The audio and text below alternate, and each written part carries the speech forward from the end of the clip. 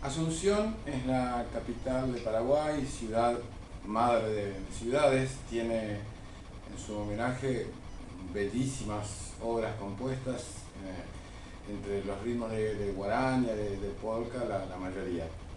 En este caso yo hice un arreglo de una de las guarañas que más me gusta, que justamente se llama Asunción, y el autor es Federico Arriera. A ver qué les parece.